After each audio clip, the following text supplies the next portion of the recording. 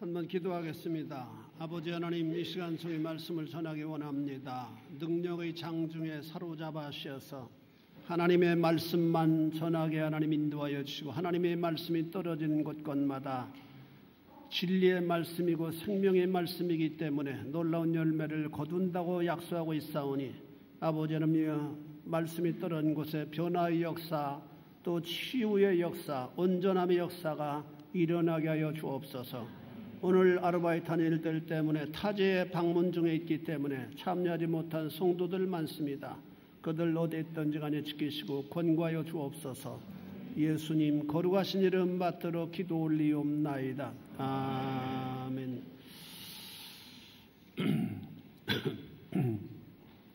우리가 세상을 살아가면서 진정 필요한 사람이 요구된다고 한다면은 아마 친구라고 하는 그런 대상이 아니겠나 생각이 됩니다. 그런 사람들은 외롭게 살아가기 때문에 친구를 목마르게 원하지만은 막상 진실한 친구는 그리 많지 않다라고 하는 사실을 우리의 삶을 통해서 우리는 깨닫게 됩니다.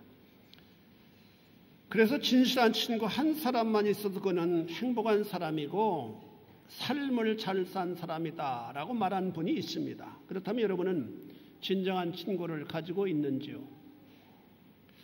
만나서 적당히 카페를 마시면서 수다를 떨 수 있는 정도의 관계가 아니라 진정으로 나를 이해하고 나를 염려하고 나의 기쁨과 슬픔을 함께 나눌 수 있고 나를 인정해 줄 수 있는 친구 말입니다. 이런 친구 한 사람만 있으면은 그 사람은 어떤 정황을 만나도 그 어려운 상황을 이겨낼 수 있는 능력을 덧입게 된다고 합니다. 심리적으로. 그래서 자기 어머니가 자기를 믿어주든지 아니면 자기 아버지가 자기를 믿어주든지 자기 친구가 자기를 진정 믿어주고 인정해 줄 수 있다면 그 사람 어떤 난관도 극복할 수 있는 파워를 지닐 수 있다고 합니다. 이 시대는 점점 극단적 이기주의를 지향하고 있기 때문에 사람은 많지만은 군상은 많지만은 진정한 친구는 드뭅니다. 그래서 우리의 삶은 더욱더 팍팍하고 정서적으로 고독하게 되어진다라고 하는 사실입니다.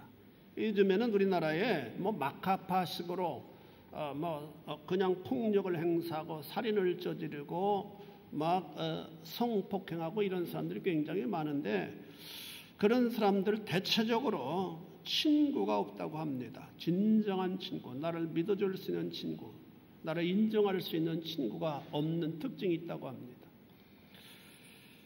천주교에서 발행한 뉴스레터에 나오는 잃어버리고 사는 사람들, 잃어버리고 사는 것들이라고 하는 글이 참 좋아서 제가 여러분들에게 소개합니다.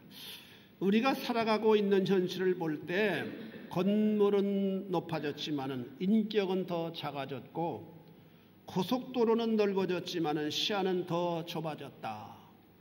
소비는 많아졌지만은 마음은 더 가난해지고 말았고 물건을 더 많이 사가지만은 우리의 기쁨은 줄어들고 말았다. 집은 커졌지만은 가족은 더 적어졌고 더 편리해졌지만은 시간은 더 부족하다. 학력은 높아졌지만은 품격은 더 떨어져 버리고 말았고 지식은 많아졌지만은 판단력은 더 모자라지고 말았다. 전문가들은 늘어났지만 문제는 더 많이 야기되어지고 약은 많아졌지만은 질병은 더 많아졌다. 가진 것은 몇 배가 되었지만은 가치는 더 줄어들고 말았다. 말은 너무 많이 하고 실천 적게 하며 거짓말은 너무 자주 한다. 인생을 살아가는 시간은 늘어났지만은 어떻게 살아가야 할 것인가는 잊어버렸고 시간 속에 삶의 의미를 넣는 방법을 상실하고 말았다. 키는 더 커졌지만은 인품은 더 왜소해지고 말았고 이익을 더 많이 추구하다 보니 관계는 더 나빠지고 말았다. 여가 시간은 더 늘어나도 마음의 즐거움은 줄어들고 말았다. 참으로 올바른 그런 지적이라고 생각이 됩니다. 이 시대는 진정한 친구가 절실한 시대다 그렇게 말할 수 있습니다. 이 시간 나사렛 예수 그리스도 우리를 생명 바쳐 사랑하는 진정한 친구의 이름이라고 하는 말씀으로 우리 함께 은혜를 나누기를 원합니다. 나사렛 예수 그리스도 그분은 우리를 사랑하여 친구로 선택하여 주셨다라고 말씀합니다. 본문 16절에 보니까 너희가 나를 택한 것이 아니요 내가 너희를 택하여 세웠나니 이는 너희로 가서 열매를 맺게 하고 또 너희 열매가 항상 있게 하여 내 이름으로 아버지께 무엇을 구하든지 다 받게 하려 함이라. 저는 개인적으로 이 성경 구절을 아주 좋아합니다. 너희가 나를 택한 것이 아니요 내가 너희를 택하여 세웠나니 얼마나 은혜로운 말씀입니까? 우리가 주님을 선택했다면 우리는 하루하루를 전전긍긍하며 살아갈 수 없는 존재가 되어질 겁니다. 왜냐하면 우리가 좀 열심을 내면 주님이 나를 정말 사랑하는 것 같고 내가 좀 더 게을러지면 주님이 나를 멀리하는 것 같은 그런 착각 속에서 우리는 얼마나 불안한 삶을 살아가야만 됩니까? 그러나 우리가 주님을 선택한 것이 아니라 주님 나를 선택했다라고 하는 사실은 우리가 어떠한 정황에 놓여 있다 할지라도 흔들리지 않는 우리가 믿음을 견지할 수 있는 하나의 매체가 되어진다라고 하는 사실을 여러분 믿으실 수 있게 되기를 바랍니다. 우리가 조금 실수하고 우리가 좀 게으름을 피우고 우리가 좀 연약해져도 하나님의 사랑은 변함이 없습니다. 왜냐하면 주님이 우리를 택하여 세워주셨기 때문입니다. 얼마나 감동을 주는 말씀인가. 여러분들 할 수만 있으면 이 요한복음 16절은 다 좀 외우실 수 있게 되기를 바랍니다. 그리고 수시로 이 말씀을 리바이벌해서 외우심으로 말미암아 여러분들의 믿음을 견고히 다지는 하나의 매체가 되어질 수 있기를 바랍니다. 여러분 이 세상은 모든 것이 단순하지 않아요. 세상이 발전하면 발전할수록 삶은 더 복잡하고 힘들게 되어집니다. 옛날 농경시대 같은 경우는 그냥 저희 어렸을 때만 해도 생각해보면 여름에 열심히 일하고 겨울에는 순 사랑방에서 노는 것이 우리의 삶이었습니다. 그래도 물론 좀 넉넉하지는 못했지만은 아주 사랑 가운데 깊은 정 가운데 살아갈 수 있는 시대였습니다. 그러나 지금은 굉장히 먹는 것이 풍요롭고 농사도 손기계로 짓기 때문에 시간이 얼마나 많이 있는지 몰라요. 그럼에도 불구하고 우리의 삶은 인간관계 너무 팍팍한 그런 인간관계다라고 하는 사실을 우리는 이해하게 됩니다. 여러분 직장에 들어가려고 하면 얼마나 많은 스펙을 요구하는지 몰라요. 그래서 성형수술도 하고 자격증도 얼마나 많이 따고 그런데 그것만 가지고 안 된답니다. 인성을 얼마나 요즘 많이 보는지 사람 관계에 대해서 보고 리더십에 대해서 보고 한두 가지를 보는 것이 아니라고 합니다. 역시 우리가 세상에서 어떤 사람을 친구로 삼는다고 하는 것은 간단치 않습니다. 사귀며 수많은 검증의 과정을 통과해서 동질적 어떤 그 성품이 맞아떨어져야만 친구가 되어질 수 있어요. 배움의 정도, 가정의 상태, 취미와 성격, 기후 등등 또 친구가 될 때 나의 유익은 무엇인가 이런 여러 가지 타산적인 부분도 계산해서 우리가 사귀는 경우가 없지 않아 많다라고는 말씀입니다. 그래서 한 번 만났다고 야 이제부터 우리 친구하자 그렇게 되어질 수 없습니다. 물론 같이 수다를 떨 수 있는 그런 사귐 정도는 낼 수 있겠지만 또 깊은 의미에서 진정한 친구의 관계는 들어가지 못하게 되어진다라고는 말씀입니다. 더더구나 상대방이 재벌 이사라든지 아니면 정부의 고위직자라면 더 까다롭게 타산적이 되어질 것이라고 생각합니다. 이것이 우리가 살아가는 세상의 냉혹한 현실이다라는 말씀입니다. 그런데 우리를 친구 삼으신 주님은 그렇지 않으셨습니다. 그렇게도 대단하신 분이신데 우리를 친구로 선택하시는 방법은 무조건적으로 선택하셨다. 이게 신학적인 장로의 신학, 칼빈의 5대 강령 중 하나 있는 말씀입니다. 무조건적 선택. 우리 한번 따라서 해보겠습니다. 무조건적 선택. 무조건적 선택. 여러분 우리가 이 세상을 살아갈 때 무엇을 할 때는 언제나 조건을 봅니다. 그러나 하나님은 우리를 조건 없이 무조건적 선택을 하셨다라고 말씀합니다. 이것은 한마디로 주권적인 방법입니다. 주권적이라고 하는 것은 주인 대신 권함을 의미합니다. 권한을 의미합니다. 우리를 친구로 선택함으로 얻게 된 이익을 전혀 고려하지 않으시는 선택입니다. 저는 가끔 그런 생각을 해요. 주님께서 나를 택하시고 베풀으신, 나에게 베풀으신 그 많은 은혜들, 그 은혜를 나보다 더 똑똑하고 뛰어난 사람에게 베풀으셨다면 비교할 수 없는 더 큰 영광을 받으셨을 것이고 더 많은 열매를 거두셨을 텐데 하는 그런 죄송스러운 마음을 할 때가 종종 있습니다. 바울은 이런 사실을 가리켜서 한마디로 은혜다라고 고백합니다. 우리 옆 사람과 한번 인사해 봅시다. 형제는 자매님은 주님의 은혜를 받으셨습니다.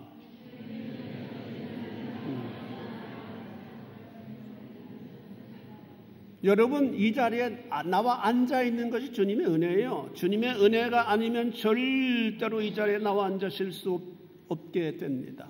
여러분, 이 자리는 세상적으로 보면 별 볼 일 없는 자리같이 여겨진다 할지라도 하나님의 영적 세계를, 영적 안목을 가지고 바라보면 굉장한 자리예요.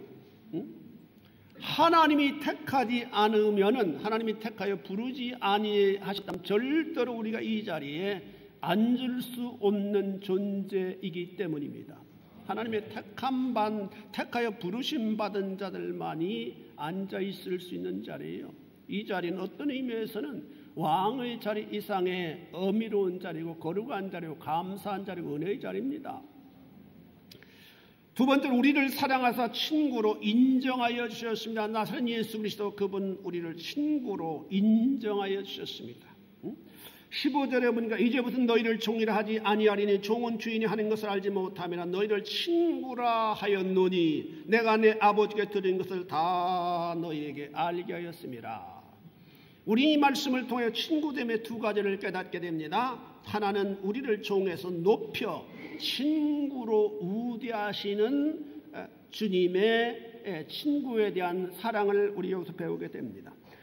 우리는 본능적으로 인정받고 싶어하는 존재입니다.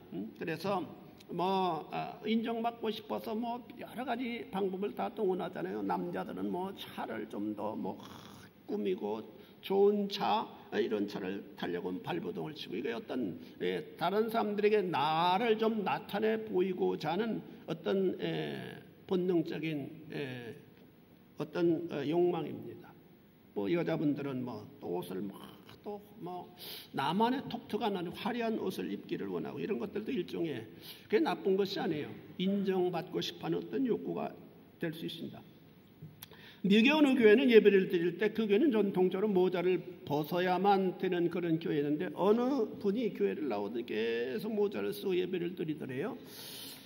그래서 한두 주구는 그냥 목사님 아무 말씀 안 했는데 계속 쓰고 예배를 드리니까, 그래서 한 번은 설교하시다가 저 중간에 앉으신 자매는 아주 상처받으면 안 되니까 아주 그냥 겸손한 그런 태도로 저 중간에 앉은 자매님, 죄송하지만 좀 모자를 벗으셨으면 좋겠습니다. 그랬더니 그 부인이 반색을 하면서 그러더랍니다. 감사합니다. 그러면서 저에게 말을 붙여온 분은 목사님이 처음입니다. 저는 누구 하나 너에게 말을 붙여오는 사람이 없어서 고독한 삶을 살아오고 있는데 목사님이 저에게 관심을 베풀으시 너무 감사합니다. 그러더랍니다. 그런 관심이 그렇게 감사로 다가올 정도로 우리는 고독하게 살아가는 존재입니다. 그런데 본체 하나님 되신 주님께서 우리를 아시고 인정하여 주시고 친구로 여겨주셨다라고 하는 사실입니다. 그것은 큰 기쁨입니다. 나를 주께서 친구로 여겨주셨다. 여러분, 살아가시면서 마음 힘들고 어려울 때마다 주께서 나를 친구로 삼아주신 바 된 몸이다. 그렇게 여러분들이 자문자답하시면서 용기를 붙잡으실 수 있게 되기를 바랍니다. 여러분, 누구 하나 나를 친구로 여겨주지 않는다 할지라도 주님이 가장 위대하신 분이 나를 친구로 삼아주셨다. 여러분, 항상 자문자답하시고 하나님께서 나를 하나님의 친구로 삼으셨다. 이 사실을 여러분들이 꼭 기억하고, 마이가 여러분들에게 수시로 속삭일 겁니다. 넌 별 볼 일 없는 존재야. 너 미래는 온통 희색빛이야. 그렇게 여러분을 유혹하고 여러분들을 좌절하게 한다 할지라도 성경은 주님이 나를 친구로 삼으셨다고 말씀하고 있다. 이 말씀 붙잡고 용기를 붙잡을 수 있는 여러분들이 되어질 수 있기를 바랍니다. 이것이 바로 믿음이에요. 믿습니다 한다고 믿음이 생기는 것이 아니라 하나님의 말씀을 구체적으로 우리가 믿어 나가는 그 상황, 그 자세, 그것이 바로 믿음입니다. 두 번째는 주님은 친구된 사람과 비밀을 공유하신다고 하는 점입니다. 친구는 비밀을 공유하는 그런 관계를 가집니다. 15절에 보니까 이제부터 너희를 종이라 하지 아니하리니 종은 주인이 하는 것을 알지 못하며 너희를 친구라 하였노니 내가 내 아버지께 들은 것을 다 너희에게 알게 하였습니다.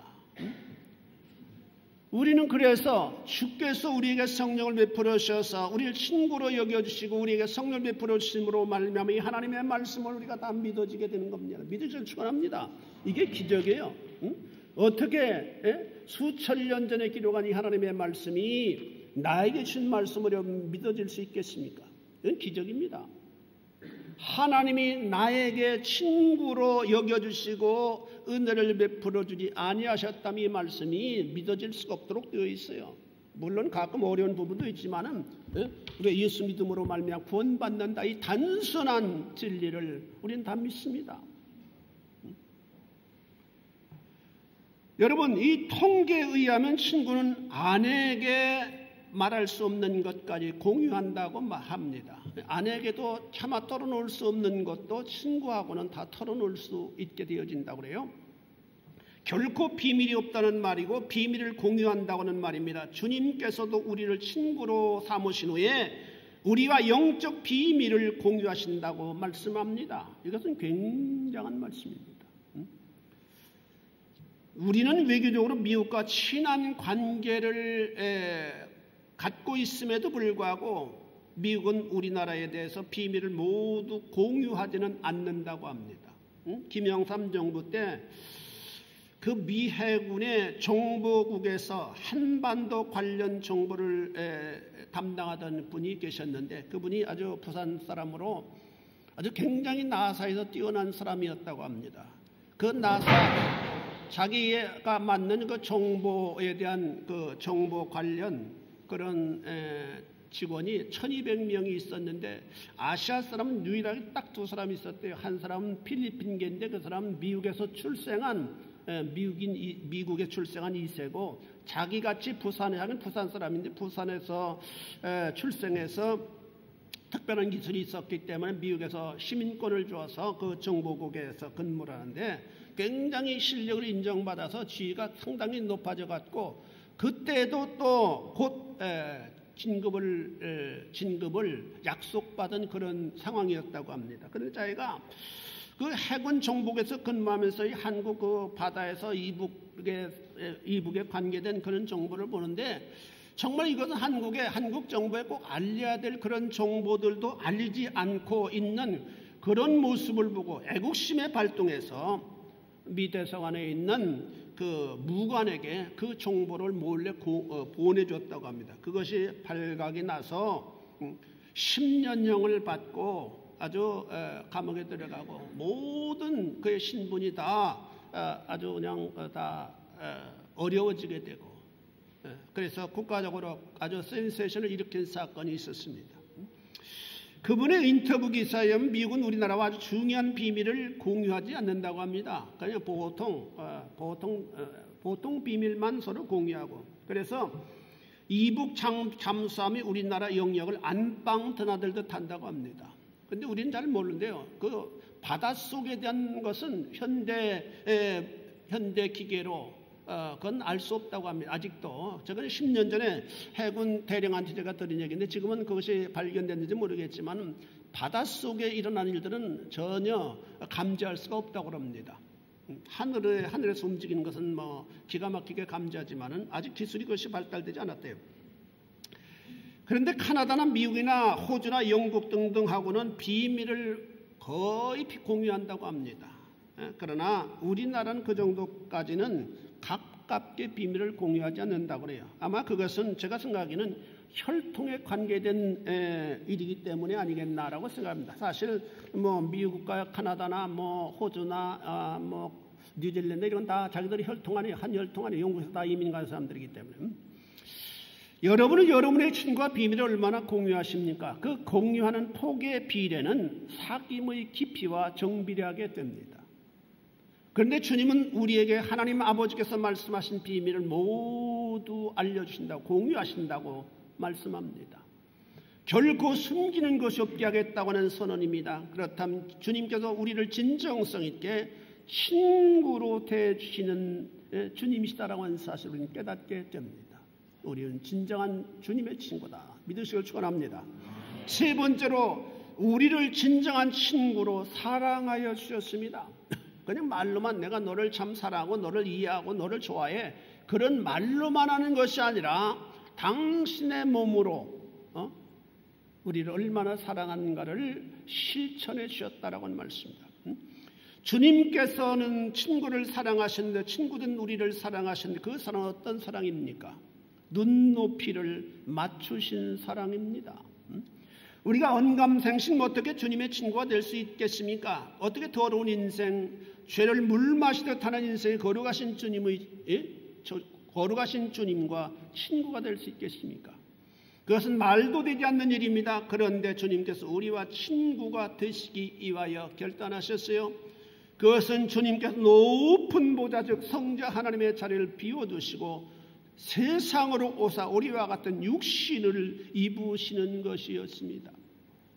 이것은 하나님 편에서 보실 때는 엄청난 수치를 입으심이라고 말씀합니다. 거룩하신 하나님, 빛에 거하신 하나님, 형체가 없으신 하나님께서 형체를 가지셨다고 하는 것은 하나님의 자기 비하여 자기 수치스러움이다 라고 하는 사실입니다. 네? 여러분, 이 눈높이를 맞춘 일은 단번에 가까워질 수 있는 일입니다. 사람은 누구나 동질성을 가지게 될 때 쉽게 통화되고 쉽게 친해지게 됩니다. 그래서 우리는 만나면 그러잖아요. 고향이 어딥니까? 고향만 같아도 금방 말을 놓잖아요. 고향이 어딥니까? 그 다음에 학교가 어딥니까? 몇 학번입니까? 그 다음에 나이가 어떻게 됩니까? 그래서 이 여러 가지 질문 하나만 맞아도 그냥 우리 이제부터는 형하고 합시다. 이렇게 쉽게 동질성이 하나만 맞아도 우리는 가까워지게 되어지는 일들이 참 많습니다.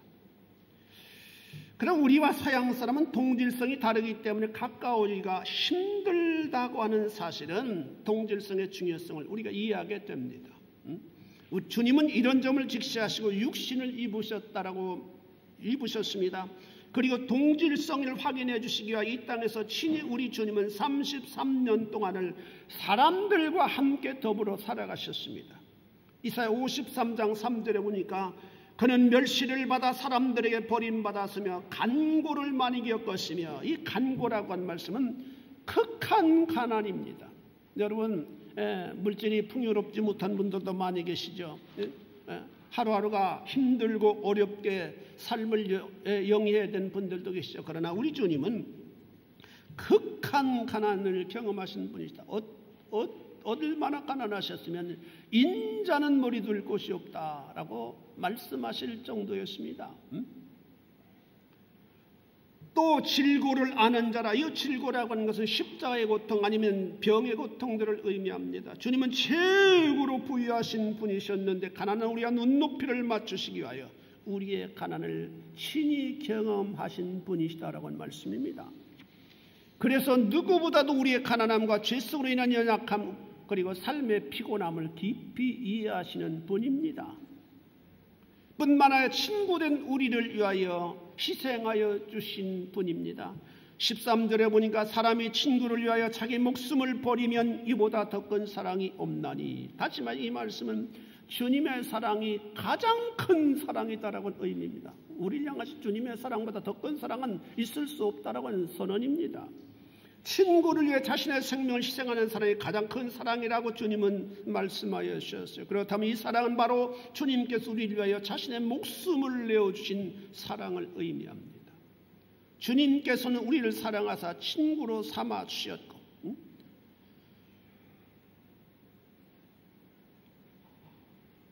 친구로 삼아 주셨어. 그런데 친구에게 문제가 있으면 아셨어요? 즉 친구가 주로 말미암아 영원히 죽게 된다고 하는 그런 비극적인 사실을 알았습니다. 이 문제를 해결하시기 위해 주님은 깊은 고민을 하셨습니다. 기도도 많이 하셨습니다. 그러나 우리의 죄 문제를 해결하기 위해서 한 길밖에 없다고 하는 사실을 아셨습니다. 그것은 자신의 친구를 위해 십자가에 희생당하는 방법밖에는 없다고 하는 점이었습니다. 그 길이 하나님의 뜻을 이루고 친구도 살리는 길이라고 하는 사실을 아신 주님은 그 일을 결행하기 위해서 그 길을 걸어가셨습니다. 이사야 53장 10절에 보니까 여호와께서 그에게 상함을 받게 하시기를 원하사, 이 그에게라고 하는 말씀은 메시아로 오신 예수 그리스도를 의미합니다. 그에게 상함을 받게 하시기를 원하사 질고를 당하게 하셨은즉, 질고라고 하는 것은 십자가의 고난을 의미합니다. 그의 영혼을 속건제물로 드리기에 이르면 그가 씨를 보게 되며 그의 날이 길 것이요 또 그의 손으로 여호와께서 기뻐하시는 뜻을 성취하리로다.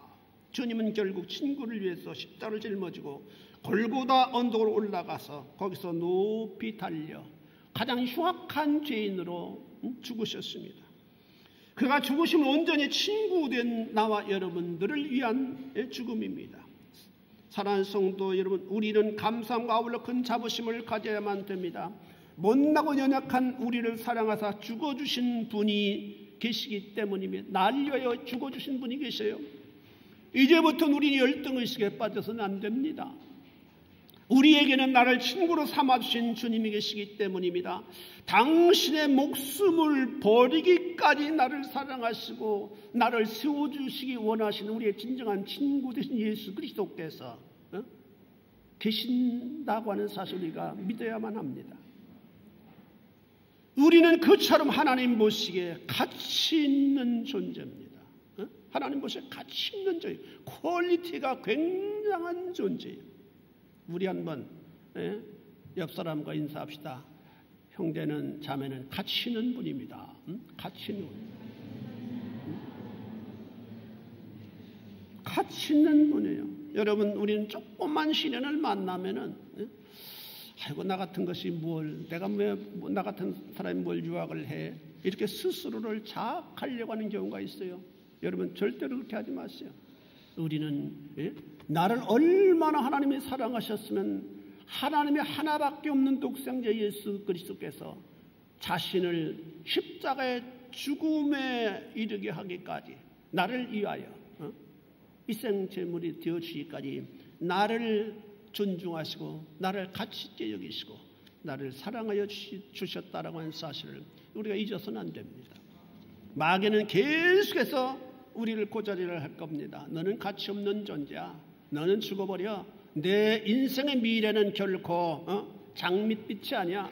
온통 희생 먹구름만 가득한 인생을 너는 살아갈 수밖에 없어. 이렇게 우리를 우울하게 만들고 우리를 옥조이게 만들지만 그건 사단의 음성이에요. 우리는 그 사단의 음성에 순종하면 안 돼요. 그런 음성이 들려올 때마다 여러분 꼭 제가 그런 음성을 물리칠 수 있는 방법을 말씀드려 줄 테니 가르쳐 드릴 테니까 한번 해보시기 바랍니다. 나사렛 예수 그리스도의 이름으로 명하노니 사단아 너는 물러가라. 여러분 힘들고 어려울 때마다 여러분들이 그런 생각이 여러분을 짓누를 때마다 꼭 여러분 사용하시기 바랍니다. 나사렛 예수 그리스도의 이름으로 명하노니 이 우울한 마음아 너는 물러갈지어다. 꼭 여러분들이 하실 수 있게 되길 바랍니다. 밤길을 걸어가면서 두려움이 여러분을 지배할 때가 없지 않아 있을 겁니다. 그럴 때도 여러분 하시기 바랍니다. 나사렛 예수 그리스도의 이름으로 명하노니 너는 이 두려움아 너는 물러갈지어다. 여러분 알기만 하고 행하지 않으면 그건 믿음이 아니에요. 여러분 나사렛 예수 그리스도의 이름이 얼마나 위대한 이름인지 모릅니다. 그래서 아프리카에 선교하는 분들에게는 그 위험한 상황 앞에서 그런 놀라운 하나님의 도움의 손길을 얼마나 많이 경험하는지 모른다고 그렇게 고백하고 있어요. 마지막으로 우리를 주님의 친구로 살아가게 하셨습니다. 주님은 우리를 친구로 삼으셨을 뿐만 아니라 우리가 나는 주님의 친구다라고 하는 정체성을 붙잡고 생을 살아가도록 하셨습니다. 그것은 뭐예요? 주님의 친구된 자는 서로 사랑하라고 주님은 권고하고 있습니다. 17절에 보니까 내가 이것을 너에게 명하면 너희로 서로 사랑하게 하려 함이라. 주님은 세상에 있는 우리를 불러 친구로 삼으셨습니다. 주님의 친구가 되었다고 하는 것은 동질성이 있음을 의미합니다. 주님의 친구가 되었다라고 하는 것은 다 동질성이 있음을 의미합니다. 뭐예요? 부족한데도 불구하고 불러주셨다는 점입니다. 지은 죄를 간과하여 주셨다는 점입니다. 세상 사람들이 좋아하는 스펙을 간과해 주셨다는 점입니다. 우리를 믿어 주셨다는 점입니다. 이런 네 가지의 동질성이 있어요. 예수 그리스도를 믿는 자들에게마다 이런 동질성이 있습니다. 그렇다면 나에게도 그렇고 여러분에게도 그렇습니다. 우리는 항상 부패한 속성을 지니고 있기 때문에 상대방을 비교하는 관습이 있습니다. 이건 부패한 속성이에요. 그래서 신앙생활하면서 내가 너보다 낫다라고 하는 생각을 버리지 못하는 경우가 없지 않아 있습니다. 이런 것이 신앙생활하는데 큰 장애가 됩니다. 우리 이런 생각이 일어날 때마다 주님 주신 큰 명령 너희는 서로 사랑하라고 하는 말씀을 순종하는 자가 되도록 노력해야만 합니다. 우리는 부족한데도 불구하고 주님께서 친구로 삼아주셨기 때문입니다. 뿐만 아니라 주님의 친구로 살아게 하신 두 번째 명제는 뭡니까? 주님의 친구 된 자는 세상의 미워함을 당연시해야만 된다라고 하는 말씀입니다. 우린 주님의 부르심을 통해 주님께 속한 자가 되었어요. 그렇다면 세상으로부터 우리는 환영을 결코 받지 못하는 존재다라고 하는 의미입니다. 아니 오히려 미움을 받게 된다고 주님은 가르치셨습니다. 그것을 이상하게 생각하지 않아야만 합니다. 오히려 당연하게 여겨야만 합니다. 세상은 빛을 싫어합니다. 어둠에 속해 있기 때문입니다. 그래서 빛 대신 주님께서 오셨을 때 그를 미워하여 죽였던 것이 바로 세상의 본질입니다. 우리가 주님을 순종하는 삶을 살 때 세상은 우리를 본질적으로 싫어합니다. 그 싫어하는 상황을 만날 때 여러분 실망하지 마시기를 바랍니다. 오히려 기뻐하고 감사하시는 여러분들이 되어질 수 있기 바랍니다. 이유는 이런 현상을 보면서 우리는 이제 내가 비로소 그리스도인이 되었구나 확인할 수 있는 매체가 되어질 수 있기 때문입니다. 생각해 보시오. 버려진 고아가 있어요. 그가 매우 굶주렸습니다. 그래서 배고파 매일매일 쓰레기통을 뒤지고 길에 버려진 빵을 허겁지겁 주어 먹고 살았던 고아였습니다. 그런데 그가 어느 날 아주 부잣집에 양자로 들어가는 축복을 덧입게 되었습니다.